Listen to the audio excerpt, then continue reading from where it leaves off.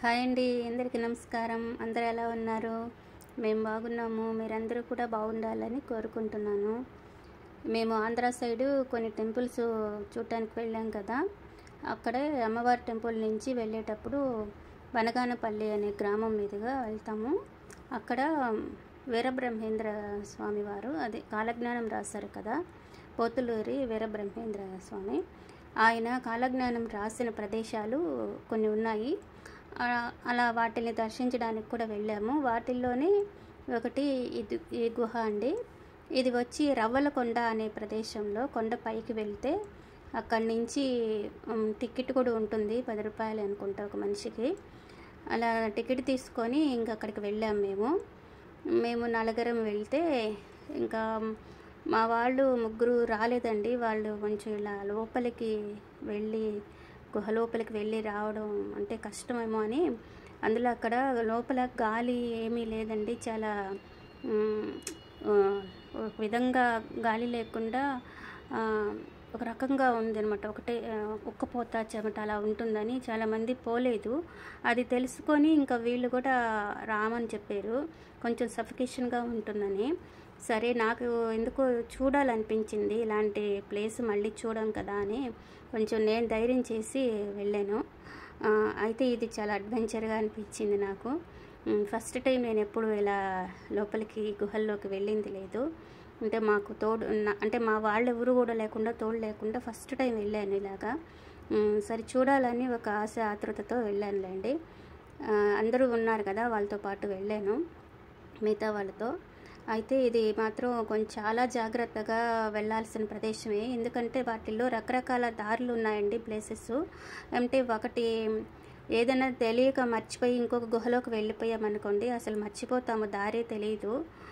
అక్కడ arrow marks ప్రకారంగా మనం వెళ్ళాలి. అంటే అక్కడ నుంచి రకరకాల ప్రదేశాలకి వెళ్ళే మార్గాలు ఉన్నాయన్నమాట. ఏ ఒక్కటి మిస్ అయినా సరే ఇంకా మనం దారి మర్చిపోయినట్టే. అంత జాగ్రత్తగా వెళ్ళి రావాలి. ఇంకా అందరూ ఉన్నప్పుడే వాళ్ళతో పాటే కలిసి వెళ్ళాను కాబట్టి నేరుగా వాళ్ళతోటే వచ్చాను. కానీ అది నడవడానికి కూడా ఇబ్బందికరంగానే ఉన్నింది. ఎందుకంటే అది లోపల గుహ కదండి, నిలబడే విధంగా ఏం లేదు. వంగుకొని బెండ్ అయ్యే వెళ్ళాలి లోపల. అది కాక కిందంతా ఒకటే బురదమయంగా ఉన్నింది. ఒకవైపు శారీ పైకి ఎత్తి పట్టుకొని ఇంకోవైపు కెమెరా పెట్టుకొని వాటిని తీస్తూ వెళ్ళడం కొంచెం కష్టమే అనిపించింది. సరే, ఇవన్నీ చూడాలంటే కష్టపడాలి, తప్పదు కదా, ఇంకా మీకు కూడా చూపించాలని ఒక ఆశతో వెళ్ళాము. అక్కడ నుంచి శ్రీశైలంకి వెళ్ళే ప్రదేశం కూడా ఒకటి దారి చూపించారు. అక్కడ ఒక చిన్న గుంటలాగా ఉంది, అది నీళ్ళు, అదే బావిలాగా ఉంది చూడండి, అది నీళ్లు తీసుకొని తాగడానికి కోసం అన్నట్టుగా అక్కడ ఆయన కాలజ్ఞానం రాసే ప్రదేశంలో ఇట్లా నీళ్లు తాగడానికి అలాగ ఏర్పాటు చేసుకున్నారు. ఈ ప్రదేశంలోనే ఆయన ప్రశాంతంగా కాలజ్ఞానం రాశారండి. చాలా వరకు కాలజ్ఞానం ఆయన రాసినవన్నీ కూడా జరిగాయి కూడా. అవన్నీ చాలా వరకు మనకు తెలుసు. ఈ విధంగా బురదగా ఉందండి, చాలా స్మూత్గా ఉంది. ఏమాత్రం జాగ్రత్త లేకపోయినా జారి పడిపోయేంత విధంగా స్మూత్గా ఒక రకంగా ఉంది. చాలా జాగ్రత్తగా నడిచి చిన్నగా నెమ్మదిగా నడుచుకుంటూ రావాల్సి వచ్చింది. ఇది మాత్రం నాకు నా లైఫ్లో ఫస్ట్ టైం ఇలాంటి ఒక ధైర్యం చేయడం అనేది. సరే, ఇలాంటి ఎవరో ఒకళ్ళమన్నా చూస్తే కదా మిగతా వాళ్ళకి తెలుస్తుందని మా వాళ్ళందరినీ బయట ఉంచేసి నేను వచ్చాను ధైర్యం చేసి. ఫస్ట్ టైం నేను ఇలా ధైర్యం చేయడము. ఇంకా ఈ వీడియో అయితే నాకు చాలా బాగా నచ్చిందండి. ఇలాంటి వీడియోస్ నేను ఎప్పుడు చేయలేదు, ఫస్ట్ టైం చూస్తున్నాను కూడా. మీకు కూడా ఎలా నచ్చిందా చెప్పండి. ఇలా నేను ధైర్యం చేసి వెళ్ళి గుహలోకి వెళ్ళి చూసి రావడం, మీకు చూపించడం, ఇదంతా కూడా మీరు ఎలా ఫీల్ అవుతున్నారు? మీకు నచ్చిందా ఈ వీడియో? నచ్చితే మాత్రం ఖచ్చితంగా మీ ఫీలింగ్స్ కూడా నాకు షేర్ చేయండి కామెంట్ ద్వారా. నేను కూడా తెలుసుకుంటాను అందులో మీలో ఎంతమంది ఇలాంటి వాటి లోపలికి వెళ్ళి చూసొచ్చున్నారో. మీరు కూడా వెళ్ళి ఉంటే మాత్రం నాకు కామెంట్ ద్వారా తెలియచేయండి. నాకైతే ఇది చాలా బెస్ట్ ఎక్స్పీరియన్స్ అనిపిస్తుంది. ఇంకా మళ్ళీ నేను ఇలాంటి ధైర్యం చేస్తానో లేదో తెలీదు. చూసారా, అక్కడ అసలు గాలి లేక ఫుల్గా చెమటలు పట్టేశాయి, చాలా సఫికేషన్గా ఉన్నింది. ఇంకా హెల్త్ ఇష్యూస్ ఉండే వాళ్ళకి కష్టమే లేండి రావడం. అందుకని మా వాళ్ళు ఎవరు రాలేదు.